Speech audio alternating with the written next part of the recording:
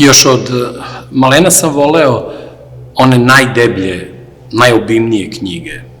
Pa sam tako čitao Aleksandrijski kvartet ili Avinjonski kvintet, Darelov i sve ono što mi je davalo mogućnost da utonem u čitavu priču i da trajem što duže u njoj, a ne da se svaki čas vraćam nazad kao posle Čehovljevih priča, da se suočavam sa svakodnevnim životom, pa se onda ponovo vraćam kod njega, pa kod sebe, nego da traje što duže. Tako je i ovoga puta.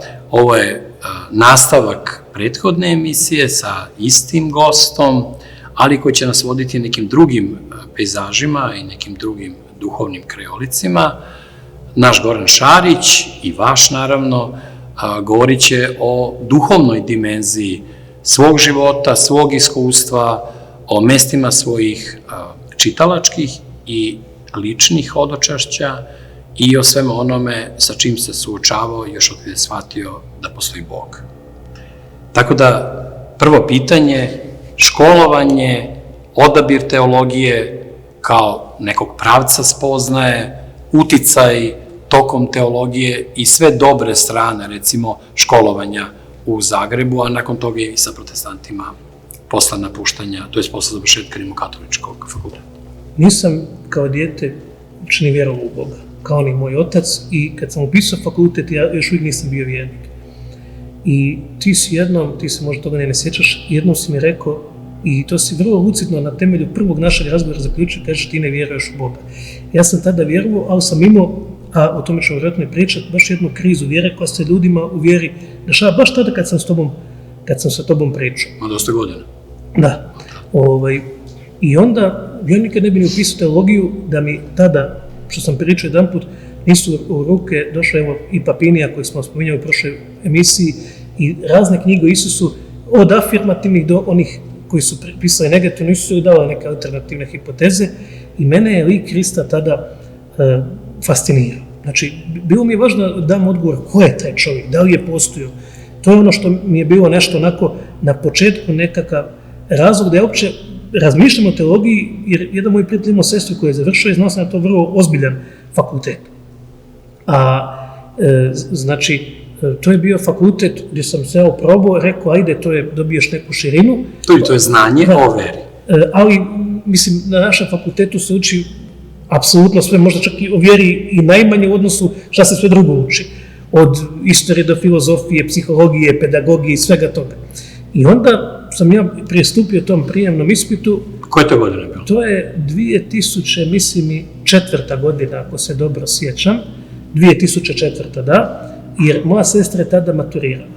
A ja sam maturirao godinu ranije, nisam upisao jedan fakultet i onda sam imao maturu prvo sam, pa sam se dosta toga sjećao.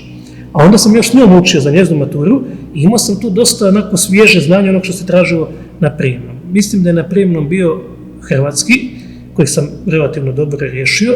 Bila je povijest koja, čudno, ali nije mi baš toliko je teško su bila pitanja, jer oni, evo ih znam u povijesti, ako ne godinu, onda desetljeće u kojem se to desilo, a oni su praktično dan tražili. Tako da sam povijest još, ali bila je vjeronauka, to je valjda tako Bog, ja ne znam ko je drugi to uredio. Pogodio sam grupu, imao sam grupu, recimo A, gdje su bila moja pitanja, grupa B je bila druga pitanja. U grupi B ja 90% pitanja ne bi odgovorio tačno. U ovoj svojoj grupi sam odgovorio nekih 98-99% pitanja i tako sam prošao. I kako tumačiš ti to prisustvo Boga u tvom životu, evo recimo na tom primjeru, da si dobio A, ne B grupu, a sigurno si puno puta u životu osjetio tu vrstu učešća i prisustva? Pa evo, to je bilo sama činjenica da ja odlazim na taj fakultet preko nekog, taj čovjek, taj moj prijatelj tadašnji je bio jedna osoba koja nije bila, koja sve samo nije intelektualac. Ali u jednom slučaju njegova sestra tamo studirala i on mi rekao, idi, tamo je dobar fakultet, ja ne bi ni otišao na taj prijemni. A onda na prijemnom vidim Božji prst u izboru pitanja koja su takva da ja upravo na onom, ja tad nisam znao šta je kad kaže Marko 7.2, da je to druga glava, 7.2, 7. glava, drugi stih. Toliko malo sam o tome znao. Ja sam pročitao Bibliju negdje od drugog do trećeg osnovnog, dugo sam je čitao, baš pravo, ne dječju. Ali nisam imao u drugim poljima toliko znanja. I kao da je Bog namjestio pitanja da budu takva, da ja to odgovorim, da budu ono što sam tada znao. I isto tako, baš kao da je Bog namjestio da ja budem... Kakva je bila tvoja klasa? Kakvi su bili kolege, studenti i naravno susret sa nekim autoritetima, ali pravim autoritetima, koji si ti prepozna kao autoritete, a ne tako što ste predstavljali da su oni emerituse ili... Pa tu je bio i Miletić malo ispred mene, što je danas jedan najpopularniji političar u Hrvatskoj i na društvenim mrežama možda je najpopularniji. Tu je bio i njegov brat koji je, u stvari ima daleko veće potencijale nego on, ali malo se razočarao i tako dalje. Bio je poneko ovako od jačih i kasnije kod protestanata je bilo isto poneko jače ime. Bilo je profesora strašnih, baš onako, prvo onaj koji mi je dobar na tu teologiju, pošto je Bog tako namjesto da ja se živim i rodim pored Trsatskog samostana, znači jedno od najsvetijih mjesta za mene na svijetu, jer je tamo, kad su ukrali kuću Svete Porodice iz Carigrada i doveli, u stvari iz Bizantije i Romejskog carstva, ona je bila na Trsatu. I onda su tek prebacili pored Loreta tamo u Anconu, pa tek onda u Loretu.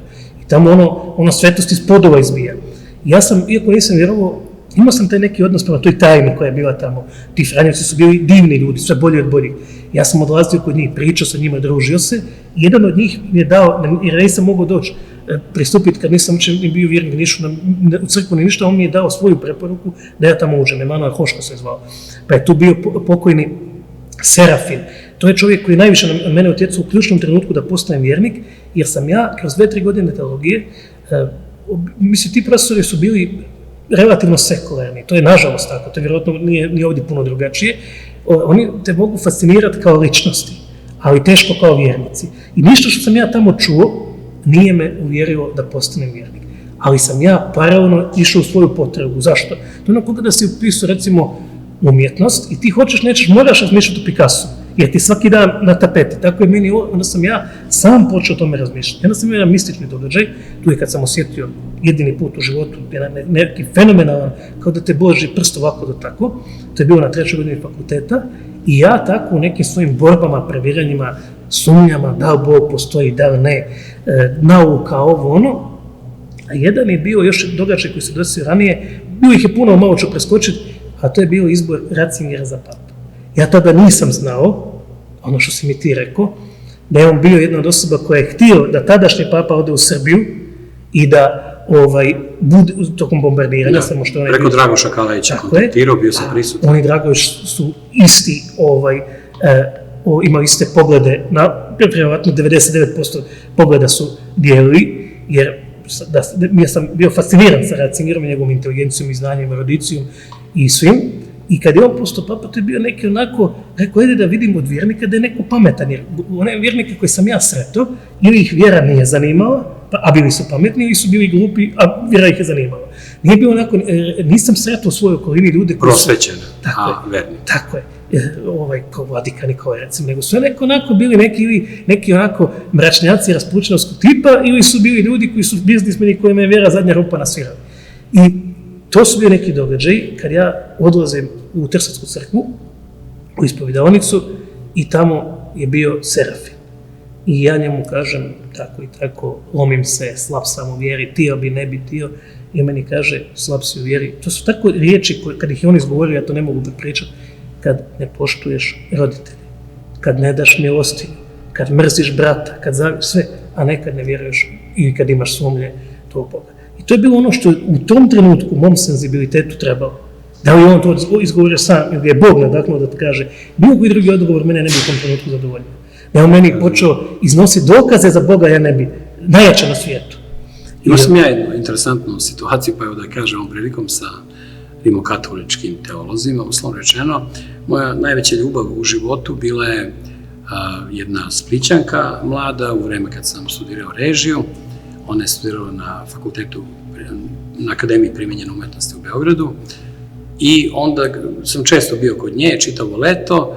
To je bila faza pre nego sam prvi put došao do Magnum Crimen knjige koja mi je potpuno promenila život, ali pre toga onda sam stalno išao u samostan Svete Klare i kod sestara Klarisa sam išao i onda je ta, mislim da Marija od Presvetog srca koja je bila i urednica te Simposion, one čuvene edicije sa mnogim iz svetotačkog perioda, sa mnogim knjigama, jeste.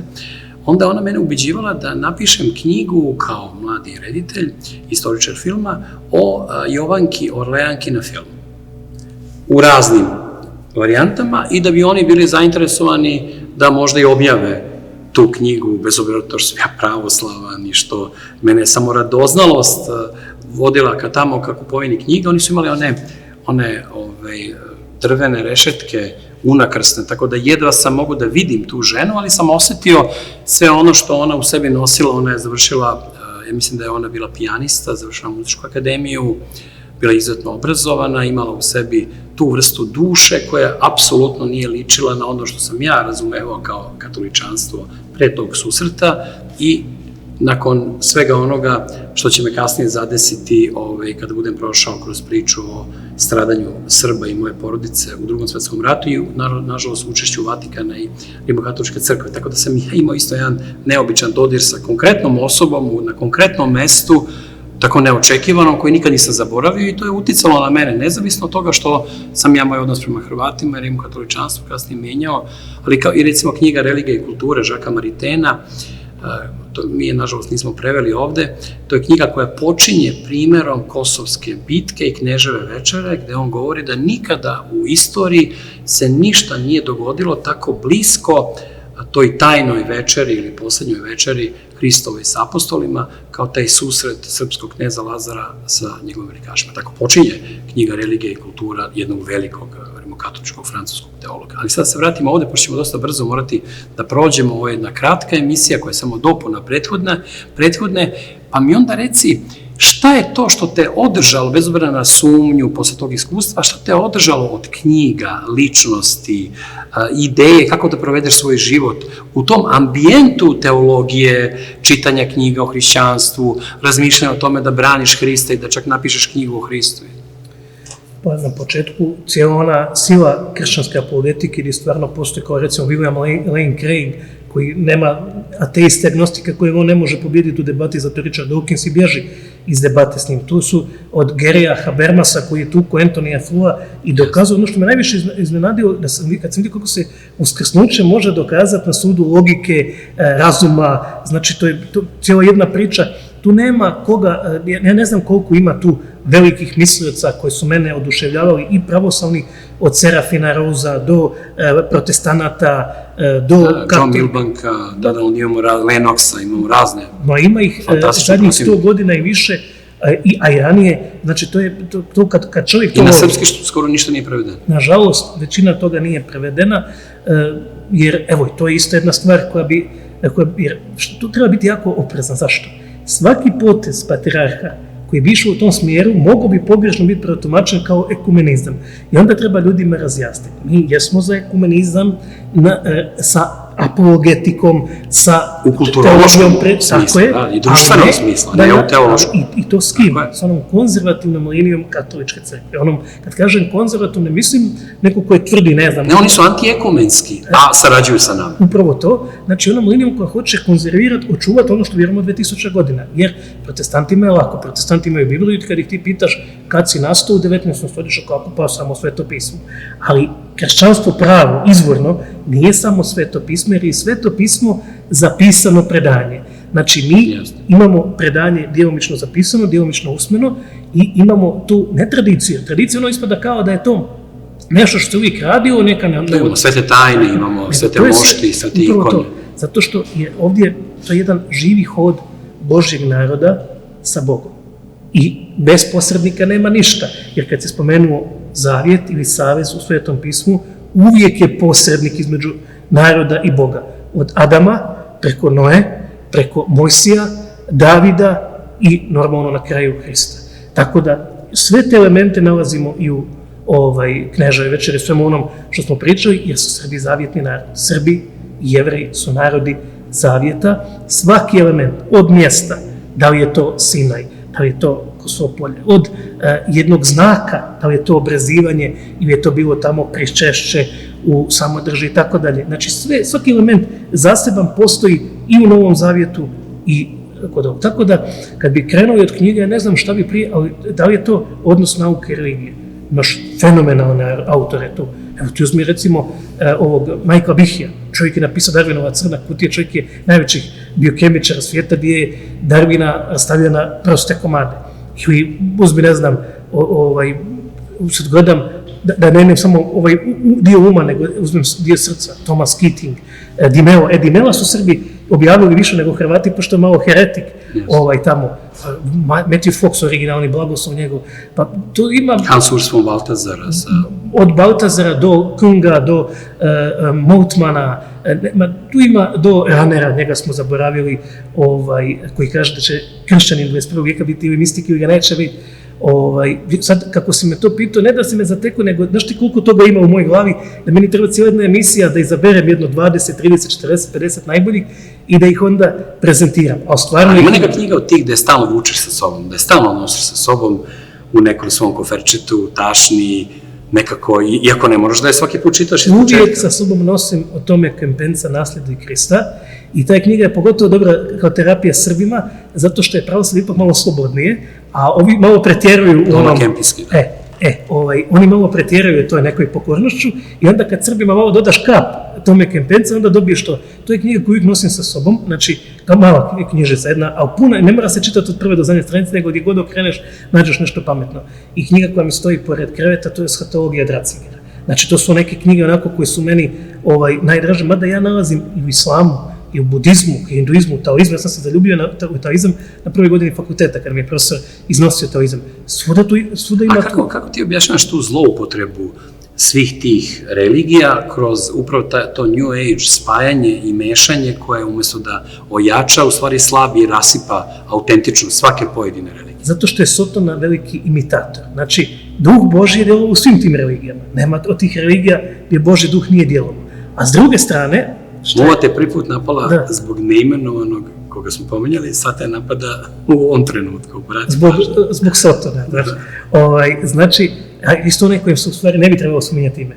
Znači, naši stari nisu voljeli da se njega zaziva, jer čim ti nekog imenuješ, odmah ga i poznaješ i daješ mu smislu i to, ali da se vratimo na ovo. Znači, Sotona imitira taj duh, on radi jedan New Age mix od svega toga, umjesto da ja prepoznajem slična mjesta kod njih i na tome gradimo. Jednom je baš Zukorlić lijepo rekao, neki dan sam to vidio, kaže on, da je samo pitanje između islama i kršćanstva koje mi duhovne i moralne vrijednosti stavljamo na prvo mjesto. Kod njih je izraženje, ne znam, pokornost, kod nas ovo, a to je to. Znači, ja mogu živjeti u jednoj islamskom Iranu i u jednoj Turskoj bez problema, ali na ovog zapadu ne mogu.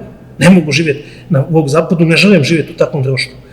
Tako da, Tako je Genon lako živeo u muslimanskom Egiptu, jer mu to nije bio težak prelaz. Pa šta kaže rabi naš papa, veliki prijatelj srpskog naroda. Mi nemamo nekako, Hrvati, čim neko kaže nešto o Hrvatima, ako ne kaže, onda ga plate, poput Robina Harisa, on odmah dobije profesuru, sve moguće državljanstvo, a ima toliko ljudi koji su ničim izazvani, branili Srbe, samo zato što htjeli biti na strani istine i pravde.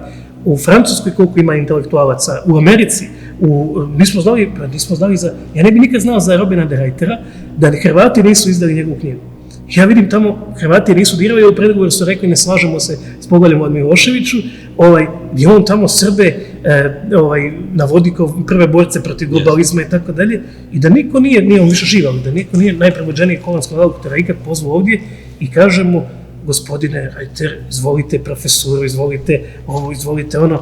Ona žena, urednica Voga, nahvali Beograd, pa što je nisu pozvali da dođe 7 dana sad, jer protestanti vole kad im nešto daš besplatno, što god im daš besplatno, oni vole. Ali kako pobediti ako je kultura u rukama naših neprijatelja, ako je kultura i dalje titoistička u Beogradu i nemoguće tek tako eliminisati, sem naravno da čitav svet skoči zbog ugrožavanja ljudskih prava, postoji i zakon o univerzitetu koji štiti te dinastije tih titoističkih predavača. Šta uraditi da se oni odvoje od srpske omladine, studenta i od pristupa tim glavnim kulturnim izvorima, šta uraditi, a da to ne bude tretirano kao varvarstvo i kao diktatorski metod? Vidiš, ja sam ih stalno pozivao, ja sam ih konstantno pozivao toliko da sam vukao bijest i mržnju njihovu na sebe. A moćni su. Čak mi je sugerirano, nemoj dirati ovog i ovog, jer on te nisi mu antipatičan, a postaćeš mu ako nastaviš sa tim. Nema, znači treba s jedne strane ići na njih frontalno, a država ima stotine načina da ih pobjedi, stotine, a vidiš šta se desilo. Navijači su, ajde da nešto korisno odrade u životu, spasili Kovića. Jer su navijači rekli ne može, nećete izbaciti čovjeka, prvo je pametniji od svih njih tamo, u stvari više zna, pita da je pametniji malo drugčije, Ković treba iskoristiti svoju kao svoju životnu misiju upravo ovo što me ti sad pitaš, vidjeti kako da očisti srpske institucije od antisrba.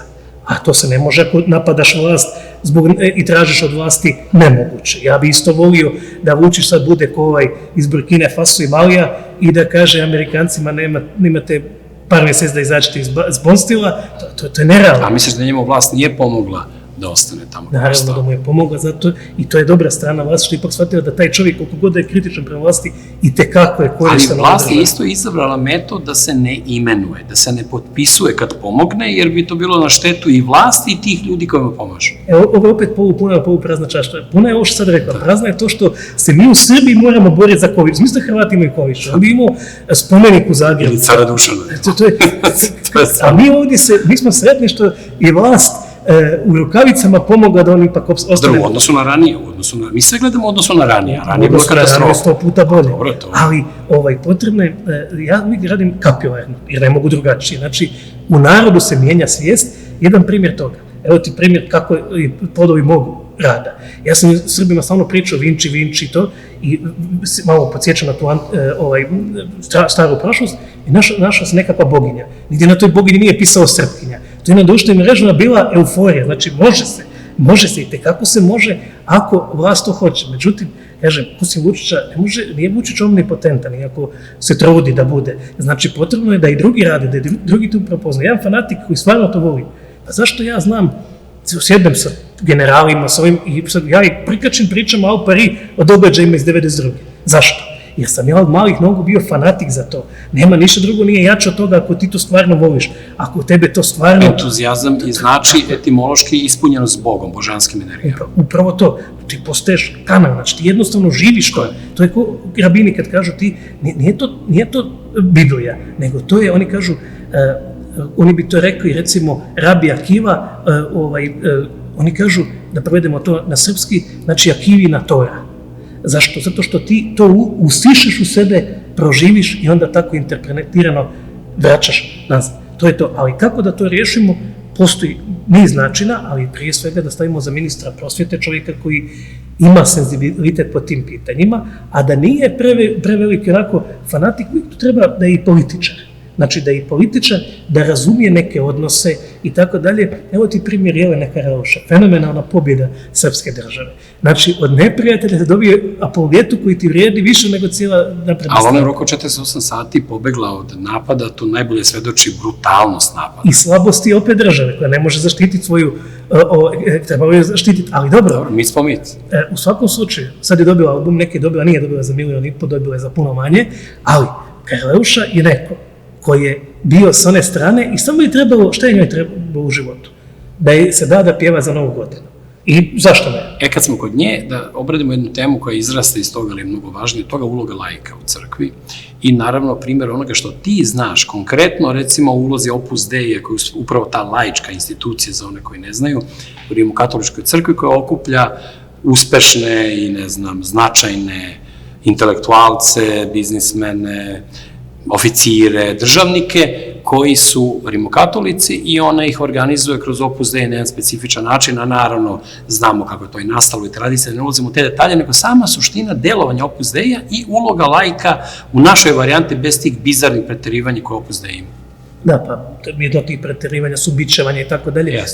Pa to je razlika teorijski između katolika i pravoslavca su vrlo male razlike. Dobro, oni sad počeli popuštati, sam bio u Njemačkoj pa mi kažu da su kolovođe LGBT i svega toga, svećenici katolički tamo, da narod u Bavarskoj ne misli identično kao i oni.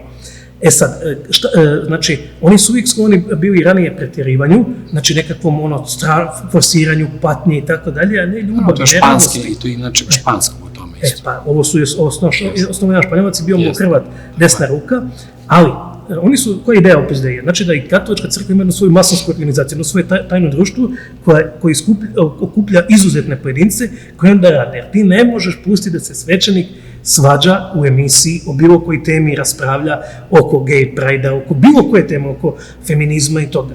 To je posao tebe i mene. I laika, znači ljudi koji će se potući, koji će primiti na sebe i udarac i ne možeš ti dozvoliti da svećeniku neko baci blatovice, meni i tebi može. Znači mi smo ti koji se borimo u prvom redu, a oni su ti koji onda pričaju o onim temama duhovnim, a ne da oni kažu kad je primjer, recimo, ne znam, braka, to što su, ili ne znam, abortusa, što se crkva miješa, ne, mi se miješa. Prvo, crkva se može miješati zato što nema srpskog naroda bez crkve. Crkva ima iskustvo 2000 godina, a organizacija lezbijke i feministkinja ima iskustvo 3 godine kad je nastala. Znači, ja ću ipak pitat, ako pita čovjeka od 2000 godina da bi nastavio nego ovo 3 godine. Osim toga, oni rade za strane interesove i rade za interes srpskog naroda. Opus Dei? Opus Dei. Ti si bio tamo u zgradi, to kako to izgleda neobično, mislim, fizički u Zagrebu, ta ogromna zgrada. Oni su mene htjeli vrbovati, ja poznajem neke od njih, oni su prije svega jako bogati, znači tamo možeš učak ili ako si jako bogat ili ako si ekstra nadaren. I oni su mene pratili, ja sam to jednom pričao, to je da je Radio Beogradu bilo, to ne postoji nigdje, pa evo da ispričam kod tebe. Mene je pitao čovjek iz Opus Deija da li ideš u crkvu. Ja sam rekao ne idem, on je rekao šteta treba bi. To je bilo možda 2. godina fakulteta. Oni su me od početka zapratili, vidjeli su testove kako sam riješio to.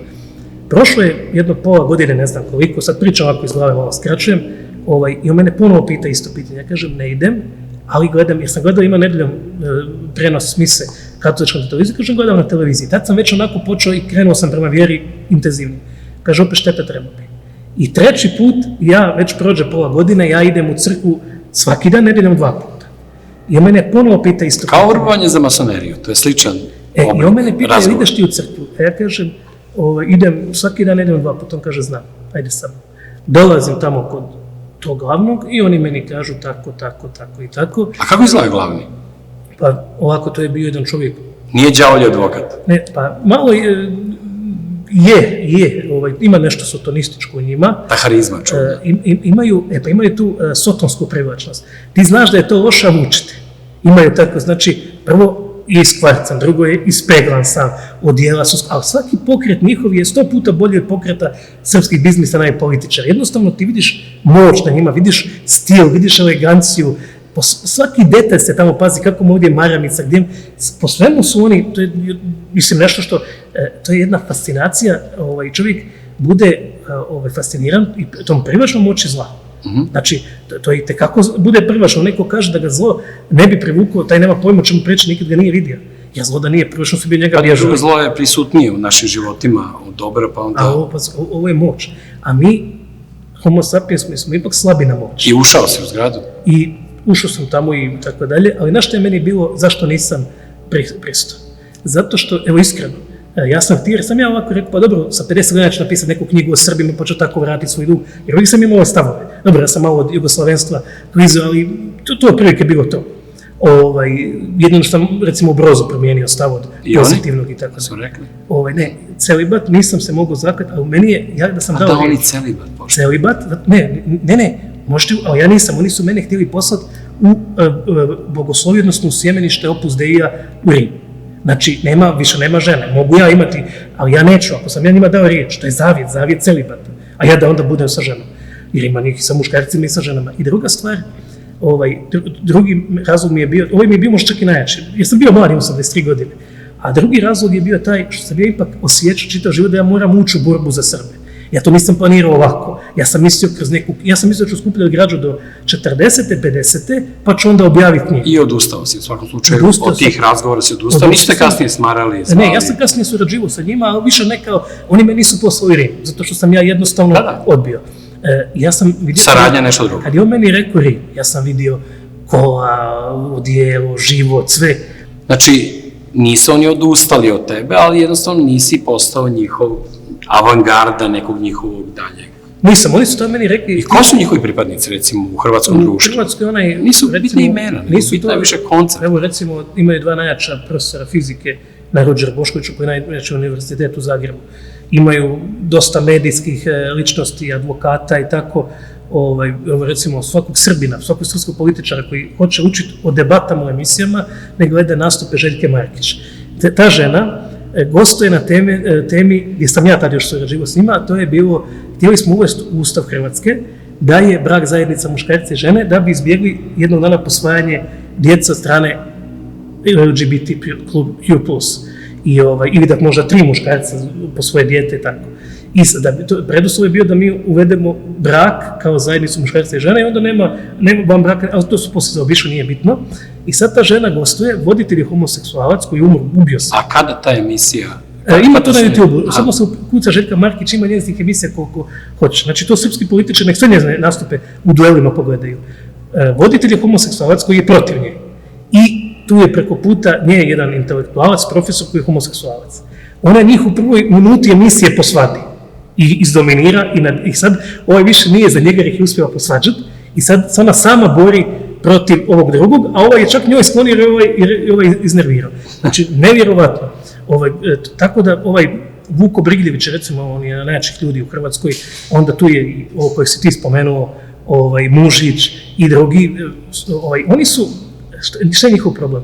Ja bi s njima čak i mogu surađivati, kad kažem, ja mislim na Srbe, kad bi oni, da oni ipak nisu podložni papi, a papa je globalistička sad priča, zato su oni u šizofreniji. S jedne strane, oni su konzervativci, oni su čak u Rusiju išli. Imaš nekoliko, jedan doktor, Hrvatska, nećemo reći ime, je bio u Rusiji, iz Opus Dei-a, i blagonaklono sklonog na Putina i tako dalje, ali ipak su oni odani ovoj zmiji, ovom Sauronu gore, i onda je to njihov... A laički drugi pokreti, sem recimo to koji je najpoznatiji? Neokatekumenski je dobar pokret i svi ti pokreti su u suštini jako dobri iz niza razloga. Prvo zato što ljudi vole nečem pripadati. Drugo zato što imaš ljudi, njima je pravoslavlje da ode u crkvu jednom 10 godina prekrsti se, njima je da krsti dijete, ali imaš ljudi koji hoće više. I onda ti moraš ljudima dati neki osjećaj pripadnosti elitnom nečemu. Jer ne možeš ti koji si potpuno u pravoslavlju sad, ja mogu, jer ja to drugčije pojmam, ali neki čovjek koji onako, ajde da kaže, mlad u vjeri, duboko u tome i sad on sjedi tamo pored neke babe koja nema pojma ni o čemu, koja tu ide tradicionalno. I onda katolička crkva za takve ima niz organizacija. I časopisa, projekata, i knjiga, i nagrada, filmskih nagrada, svašta je to. Ja sam siguran da je Patriarh kad je bio u Zagrebu redovno odlazio u Verbu. Jer Verbum ima najbolje moguće knjige. Ti imaš tamo knjige protiv globalizma, o svim temama, od LGBT da ne znam čega, sve tamo postoji. Na tradicionalan način. Tradicionalan način. Imaš brojne, evo recimo, iz popularne psihologije, kršćanske knjige, izbaci to iz glave, Jordan Peterson. Imaš knjige o Jordanu Petersu su već objavili. Evo sad sam kupio knjigu kad sam bio u kršćanskoj sadašnjosti, knjiga koja objašnjava teologiju i smisao i filozofiju pravoslavnih ikona, katolička knjiga. Znači, nema šta nemaju. I onda oni kroz niz laičkih organizacija, polulaičkih i tako dalje, rade, djeluju i na taj način su prisutni u društvu. U Hrvatskoj je I to nama nedostaje ovdje. U Rusiji postoje pokušaj i projekti razni, a kod nas... Mada, ja sam dosta kritičan prema Rusiji, jer i Dugin isto bi mu trebalo da ga se malo reevangelizira, jer s jedne strane ja poštujem... To je staro obrednisno. Ali taj nekakva koketiranje s paganstvom, pa ti si pričao kako je Kalić potpuno novu dimenziju mu je dao kad je počeo, a ja znam zašto ne bi čovjek gledao... I pričestio se. Komu je mogu prezentirati pravoslavlje? Ako ti nemaš čovjeka koji će ti... Isus nije radio preko knjiga, radio s ljudima, ima je konkretnih 11+1+1, znači 13, ajde, 12 apostola i Sveti Pavle, koji su to promijenili. Znači, apostol Pavle dođe u centar tadašnje nauke svega u Atinu i izazove njihove filozofije, kaže, evo, se klanjate nepoznatom Bogu, ili imate ovdje nepoznatog Boga. Kaže, vi ste stvorenog svijeta mogli spoznati njegove prste i tako dalje. Znači, tu su bili ljudi koji, apostol Pavle u današnje vrijeme, čovjek koji je završio, ne znam, molekularnu biologiju i teologiju i filozofiju, ima 3 fakulteta, a on je bio i rimski građanin, što znači da je rođen u Beogradu na vodi, ima milione, i takav čovjek je ulazio u borbu. Znači, za hram koliko bio si možda jednom, ja ni taj jedan jedini put, niti nas zovu, niti nas trebaju, zatvoreni su u svom nekom autističnom svijetu, ali YouTuberu se može uvesti Porsche i Ferrari. Ali mislim da ima i osjećaj, znaš, i ne bi trebali da kidamo te veze i buduće mostove za ono što će sigurno slediti, ja sam sigurno. Pa daj Bože. Da se vratimo, pošto tebe mnogi napadaju da si tobože jezuita i ne znaju ljudi ni šta znači to jezuita i vrte to stalno tu reče. Pa ide reci par reči o jezuitima, sem što naravno ljudi na čudan način povezuju aktuelnog papu zbog njegovog globalističkog stava, opet sad jezuite, da li je to jezuitski metod ili to ima veze s nekom dubljom duhovnošću jezuitskom, tog crnog pape, kako bi ti rekao par reči za nas? Ljudi su čitali Vatikanske odbice od Rivere, što je jedna knjiga bezvezna, znači trash, i onda misle da je to tako. Nikad, mene je život naučio da nikad ništa nije kao u hollywoodskim filmovima.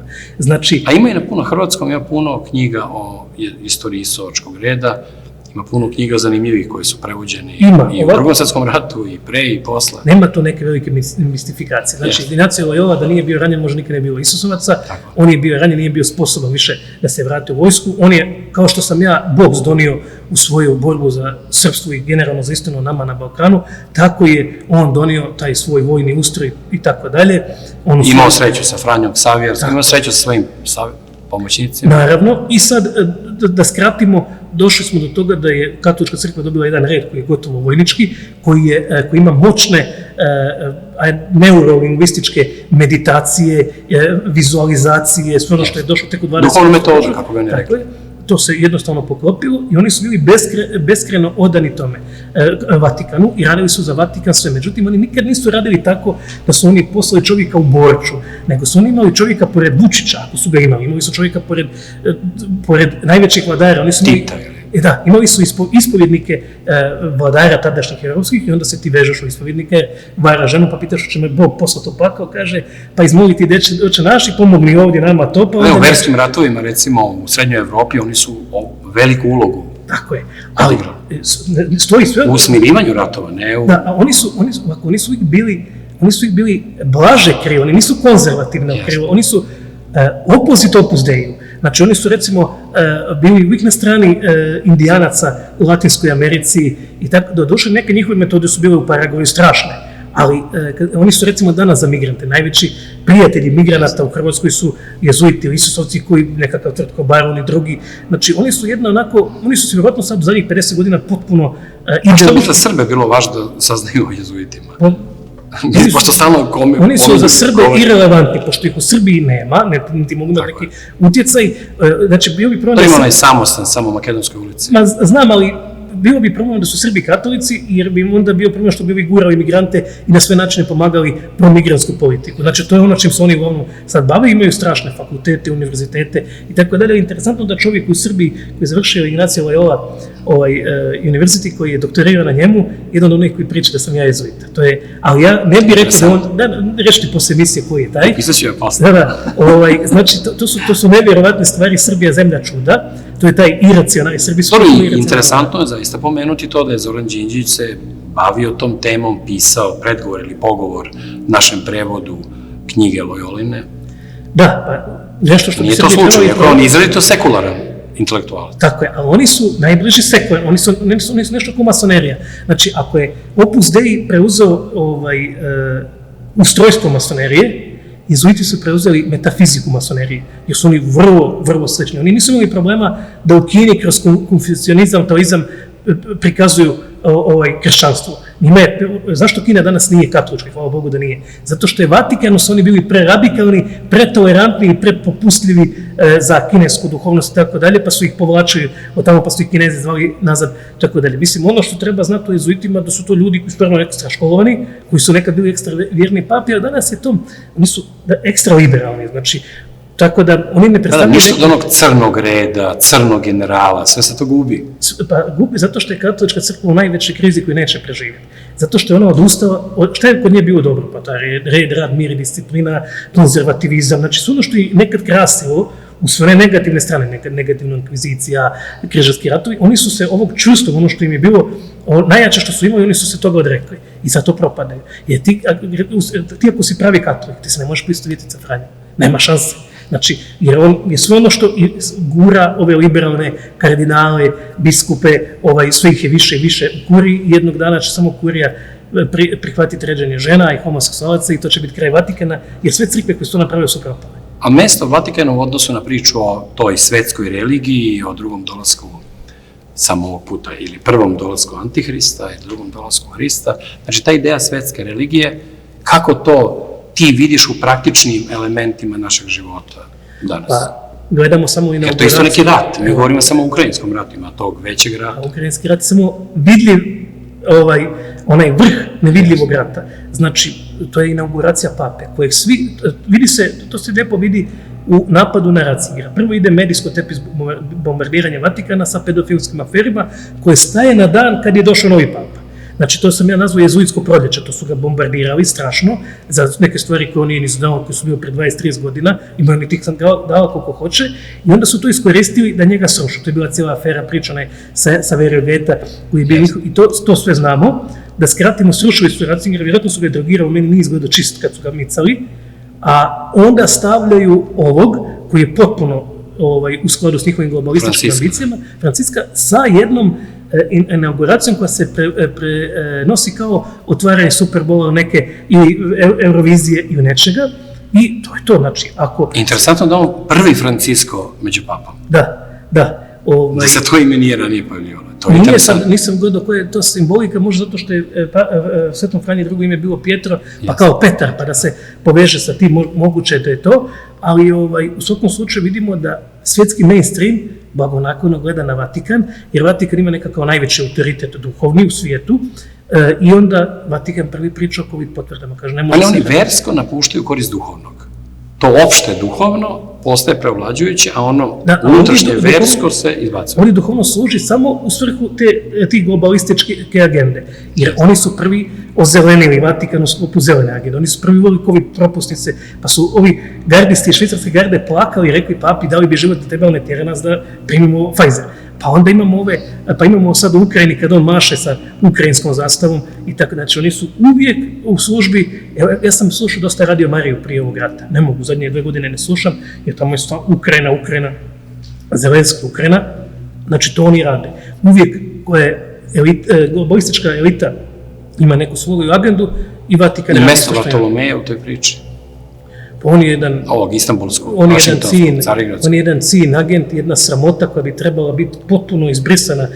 Znaš kad su fanovi Terminatora poslije drugog nastavka sve izbrisali? Tako njega treba izbrisati, ne postoji, jer on je jedan poglavar Turaka, onako ima tamo još koji Grka koji je ostao u Fanaru negdje. Mala parohija. To je to, i on nije ništa drugo, on je sebe isključio, Juda je bio jedan od apostola i to je jedan koji čuvao kesu, znači da je bio osoba najvećeg povjerenja. Zašto je on izdao? Možda on imao neku svoju priču, međutim bio je izdajnik i otpadnik, tako i ovaj. Sve radi u korist zapadnjačke globalističke agende, a sve radi protiv interesa pravosuđa. I onda kad govorimo o tim laicima, to je jedna važna tema, pošto mi pripadamo toj grupi vernika, svako na svoj način.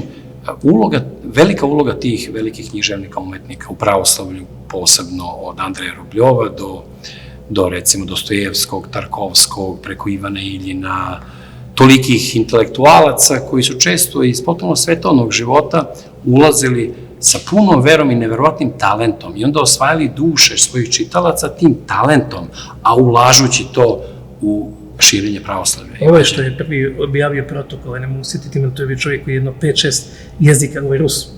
Nilus, Sergej Nilus. Čovjek je pričao 5-6 jezika, veći dio svog života je bio sekularan, pa je napisao knjigu nevjerovatnu gdje je predvidio sve ono što se dešava. Ti ljudi, pogotovo u moderna vremena, su bili vrlo važni. A to je početak 20. veka. Ovako, Isus se više bavio zdravstvenim radom nego svim drugim. Tako da svećenici bi trebali više biti nešto kao ti life coachevi, kao liječnici duše i tako dalje, a ovaj prljavi posao... Kao bolnica duša, crkva kao bolnica duša. A ovaj posao koji je rudarski treba pustiti nama. Pa nema, koliko ih ima od Berdžajeva pa nadalje, koga se sve spomenuo, laici, znači ljudi koji nisu bili pod mantijom su napravili najveće stvari i oni vode tu bitku već nekih 100 i nešto godina, kad je svijet postao sekularan. Mi smo se prebacili na sekularno polje, nažalost to je tako. Moralizam. Strašna crta, znači to za nas opasna, jer tamo gde nema sistema vrednosti, gde nema samopoštovanja, gde nema sigurnosti u sebe, gde nema pravog korenja, onda moralizam izrasta i on vlada. To ovo je ovakav, ovo je onakav, onda svi protivnici mogu preko afera, preko kleveta da unište bilo koga. Ta opasnost moralizma, koji je sasvim suprotan moralu. Moje pitanje je na čemu oni temelje svoj moral? Jer ja svoj moral temeljim na Svetom pismu, na učenjima svetih otaca, na 10 Božjih zapovjedi, na crkvenim kanonima i tako dalje, a na temelju čega oni? Ko odlučuje da je nešto moralno i nemoralno? Ona njihova reče, to je nedopustivo. Ko to nije, a ko to ne dopušta i zašto to ne dopušta? Draga gospođo, da li ste vidjeli šta se desi? Nedopustivo. I to je tako, to je u stvari jedno izopačenje kršćanskog morala. Znači, izopačenje Isusove poruke. Jer Isus, ispravno shvaćanje Isusa... A to je stara jeres, ona od prvih vekova funkcioniše. Svaki čovjek koji postane vjernik ili koji uđe malo dublje u vjeru, pati od toga da je bolje. Zato Isus rekao, vidiš u trnu tuđem oku, a ne vidiš balvan u svom. Znači, Isus nas je na sve to upozorio na vrijeme. Znači, sve to tamo piše. Ali lepo je biti islednik. Ja svoje grijehe puno lakše toleriram u tvojih. Ja kad vidim nešto kod tebe, kako to može, ja sam ga držao potpuno, a kad sam, meni se to desilo.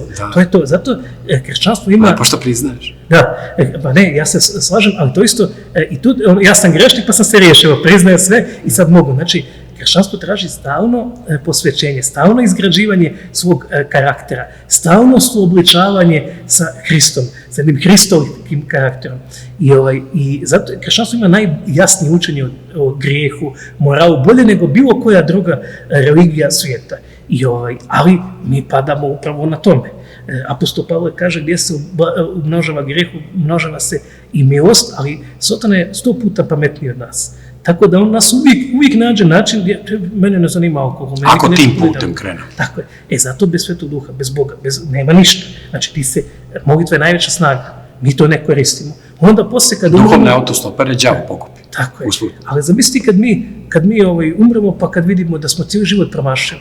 Znači imao si tu prilike da moliš, da ideš u crkvu, da postiš, da daš milostinju, da čitaš Sveto pismo. Imao si Bog ti je dao 100 ulaznica za raj, a ti si sve promašio i sjedio si u kladionici, vikao si da je nešto nedopustivo. Ili putovao na Tibet.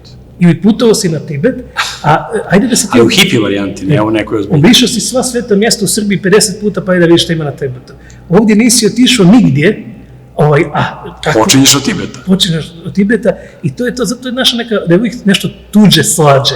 Tamo je ono koga žena kaže, njezin muž, njoj to, a ti meni ne, a ti možda bolji 5 puta od tog muža. I tako isto i to. Znači, uvijek mislimo da je tamo nekakva duhovnost, da je nekakav debeli Kinez, da je u njemu sve i onda dođe napušeni Indijac i pokupi pare.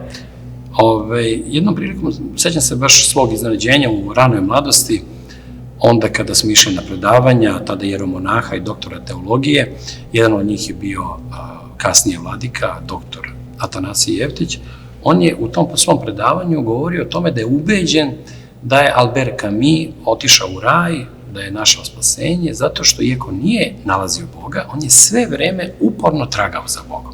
I nije htio da laže da je našao ono što nije našao zbog bilo kakvog razloga, već je bio rešen da ako pronađe, ako prihvati, ako razume, da će tog trenutka to reći bez obzira šta ko mislio.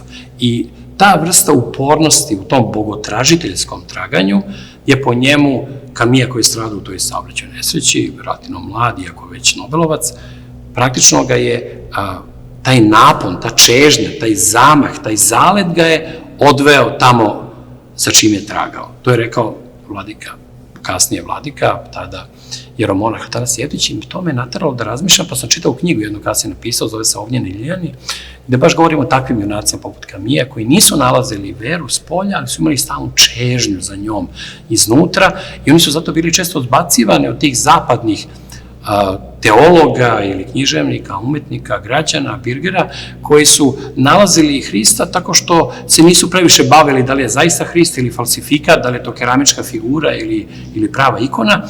I onda su oni videli u tim bogotražiteljima koji nisu pristali na falsifikate, videli su u njima provokatore i često ih nazivali satanistima. I ta jedna grupa bogotražitelja je takvom snagom, poput te Camijeve ili jačom od njega, tragala, da sam, kažem, čitao u knjigu, napisao o tome, ali nošen tim susretom sa tom mišlju Atanasije Jevtića. Šta ti misliš o ta dva puta teologiji, koja često vodi ljude da pomisle da poznaju i da imaju veru u sebi i da vera njima pripada, automatski, po definiciji, i bogotražitelji koji se stalno preispituju, koji stalno tragaju za nečim novim, koje vodi ta radoznalost, ta intuicija i nikada ne pristaju na polovično, ni traže potpuno rešenje. Pa to je u stvari, da kažemo, sindrom nevjernog Tome. Jer nevjerni Toma ipak imao je sumnje i prije i poslije i kaže mu Isus, stavi prste i tako dalje, a on je prvi koji je Hrista prepoznao kao Bog, jer kaže Gospod moj i Bog moj. A ovi koji su možda bili veći vjernici nisu to još tada prepoznali u punoj mjeri. Tako da se ja s ovim apsolutno slažem, neću ulaziti da li je Camille otišao u raju i nije. Ja govorim na konkretnom događaju. Ali pričam da je to itekako moguće, jer prije svega Bog nas uzme onda kad smo, to sam čuo od jednog pravoslavnog svećenika, kad smo najspremniji za susret s njim. Znači da nam olakša. Drugo, Hrist kaže ko pohuli na oca, znači ko ne vjeruje u Boga, recimo, oprostit ćemo se. I ko na sina, oprostit ćemo se. Jedina onaj koji na Duha Svetoga. Šta je hula na Duha Svetog? Pa upravo da nemaš to što je Camille imao, da nemaš u sebi tu potrebu da tražiš Boga. Hula na Duha Svetog je odbijanje tvoje svih poziva Božih da se naseli u tvom srcu. Pa nije jedina duhovnost odlazak u crkvu. Ona je najbolja, ali nije jedina. Ti možeš biti duhovan kad gledaš zalazak sunca u Borči. Ja gledam zalazak sunca i kažem hvala ti Bože što si me počastio. A izlazak sunca u Rijeci? Izlazak sunca u Rijeci, to i ko nije duhovan postane, pošto je najljepši. To ćemo lakše prihvatiti od ovog. Ne, a zašto sam i rekao Borči, ali bilo gdje čovjek može biti svugdje duhovan. Imaš ateista koji su duhovni. Baš zato što imaš moralnih i duhovnih ateista ti je dokaz da postoji apsolutni moral i da postoji Bog. Oni su najveća svjedočanstva postojanja Boga, jer ako je tebe neko uvjerio da postoji Bog, u crkvi ti si postao vjernik, ti si možda i naivac. To nije nikakav dokaz. A kad imaš ljude koji uporno odbijaju teologiju i vjeru, a žive moralno, ja nikad nisam vidio ateista koji kaže da je moralno nešto što je nemoralno. Znači, sama ideja apsolutnog morala nije svojstvena evolucija. Evolucija je situacijska etika. Znači, ja ako tebi mogu nešto ukrast, uzeti i da bi proširio svoje gene. Da ne izgubimo gledalce sad u ovom čudnom, složenom trenutku, dijalektičkom, da pomenem jednog pravog hulitelja na Duha Svetog, to je Harari, čuveni, ti se često baviš njim, ja isto, pokušavajući ljudima da objasnim da on nije tek samo jedan erudita koga ljudi prihvataju tako da poklanjaju knjige njegove svugde okolo, da bi moglo da se nešto nauči o istoriji ljudske vrste, civilizacije, jer on nije neobrazovan čovek, iako je on po uskoj struci vojni istoričar i to se bavio srednjovekovnim specijalnim operacijama.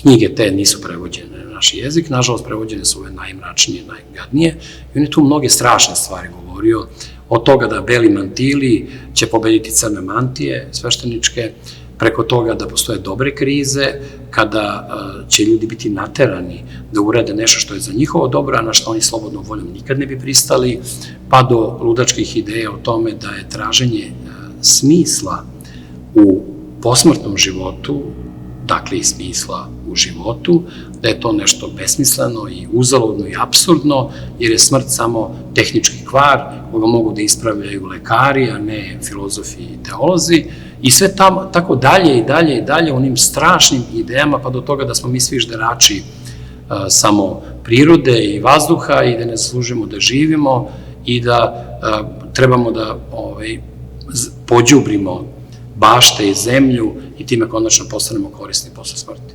Ta pojava jednog tako monstruoznog lika, to što je on vegan, to što je on izraelski agnostik, a ne vernik, to što je u homoseksualnom braku, to što je rusofob i srbofob i svašta drugo, to nije toliko bitno. To je bitno ta lakoća i direktnost kojom on kao savjetnik Charlesa Schwaba i Svetskog ekonomskog foruma piše svoje radove, uzdiže se kao glavni filozof ovog vremena i protura se od najmlađih do najozbiljnijih njegovo delo sa svim onim jezivim posledicama toga što on govori. Pa to djelo prvo nije napisao, to djelo je napisao 50 ljudi. Znači on se sam zahvalio...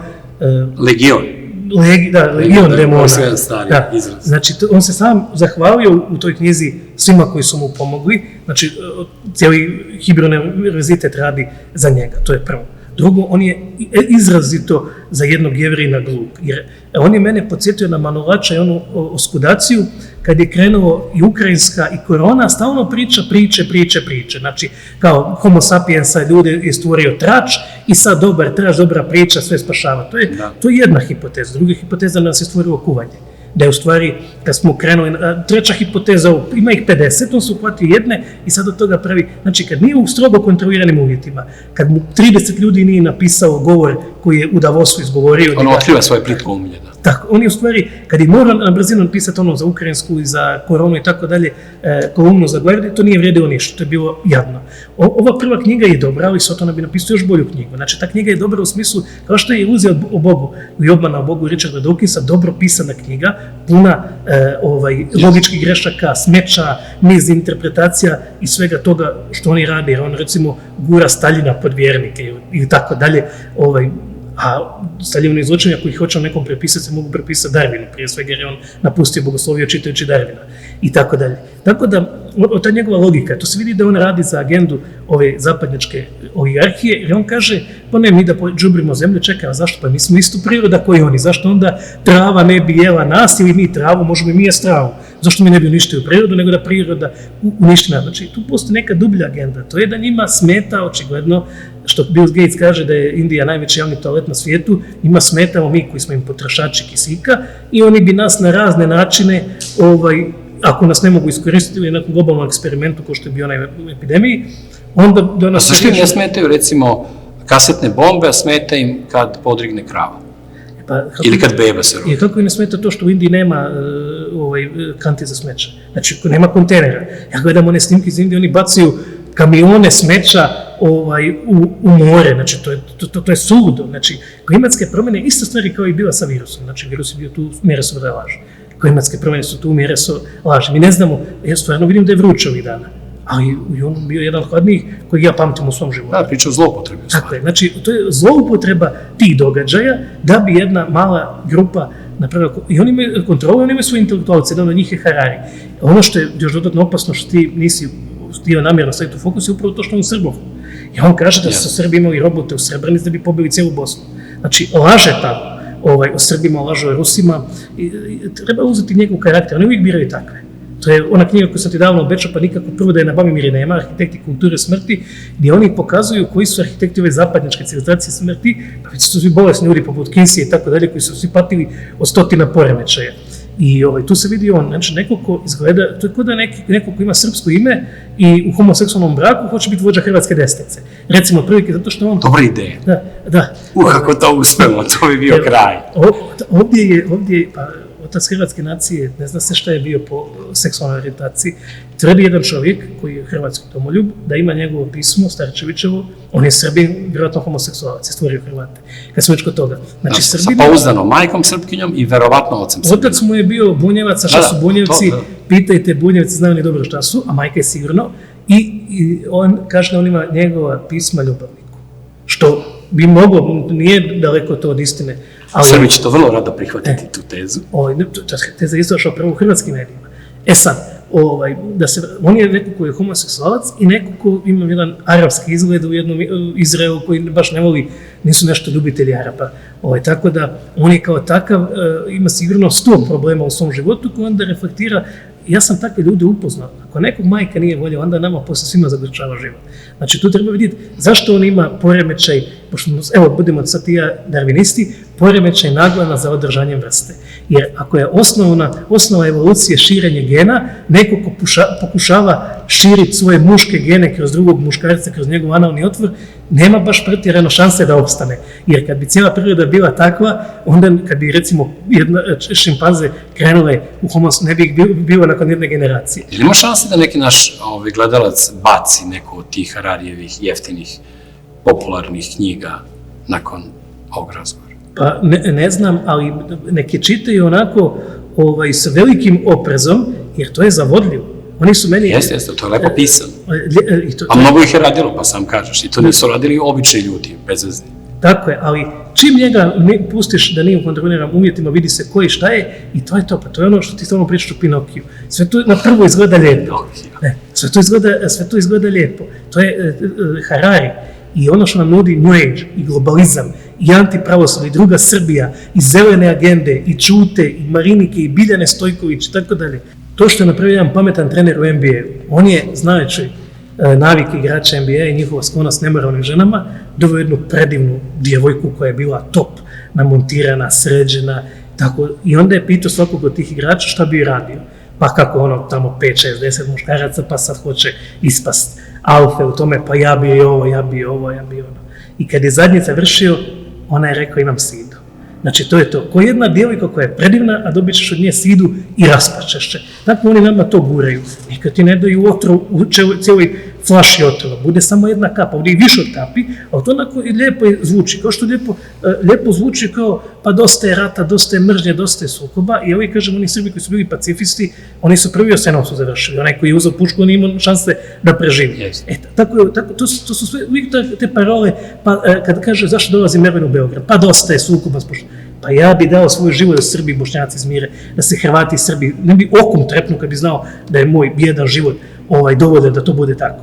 Ali tu ne pričamo mi o izmirenju nekakvim idealnim kategorijama. Ovdje pričamo o tome da u Srbiju dolazi čovjek koji je davo notorne srbofobne izjave i 5 godina nakon rata. I da taj čovjek ne može doći u Srbiju ako je to normalna zemlja, dok ne kaže da mu je žao radi tih izjava. Dok jednom gestom ne kaže da se odreće toga. I sad pusti ti dosta je rata, dosta je mržnje, ne znam što ti ne odeš da gineš, to je sasvim druga priča. Kako bi spojio ta 3 najpoznatija naslova, propast zapada, sukob civilizacije i kraj istorije, kako bi ih spojio u neku misao koja ima odnos prema onome što su njihovi pisci pokušavali da kažu? Pa sad pitanje s koje su oni to, jer neki od njih su mislili da je zapad vrhunac svega, ali to je najbolja misao svetog vladike Nikolaja koji kaže mi ne čekamo bolja vremena nego Hrista. Znači, jednostavno to što se njima čini, mi stalno slušamo taj mit o napretku, bit će bolje, bit će bolje, bit će bolje. Jedan najvećih zabluda zapadnjačke civilizacije je mit o napretku. Nema napretka, ne idemo ka boljem. Zato što, evo recimo, pogledaj primjer komunista. To su ljudi koji su rekli ovako. Pravoslavlje, srpstvo, tradicija nije riješilo naše probleme, nije nam donijelo blagostanje, sve ono što su oni htjeli. I oni su, neki od njih čak iskreno, su se odrekli toga u ime komunizma. I činilo se da je komunizam puno, jer ako sam pravoslavac, imam sukob s muslimanom, katolikom, ovako smo svi komunisti. Ja ako sam, ne znam, Srbi, imam sukob s ovim, a ovako nema nikakvih sukoba, svi ćemo imati jednako isto i šta je ostalo toga za 20 godina. Pa ova prva generacija već ušla u Dedinje, sve je pljunula i Broz i sve njegove komunjare, već na početku, u roku 2-3 godine, ono za što su se borili su sve pokazali. Naša baterija će polako iscuriti, tako da je baterija odlučila šta je kraj, a ne neko pitanje. Svašta smo porazgovarali i ja se nadam da će naši gledalci biti zadovoljni, a ponovo ćemo se sresti sigurno ne samo privatno, već i ovako pred kamerama, jer ima toliko tema koje nismo ni dodirnuli, a koje su važne i za naše gledalce isto koliko i za nas. Hvala na pozivu, živo sam u razgovoru. Hvala tebi.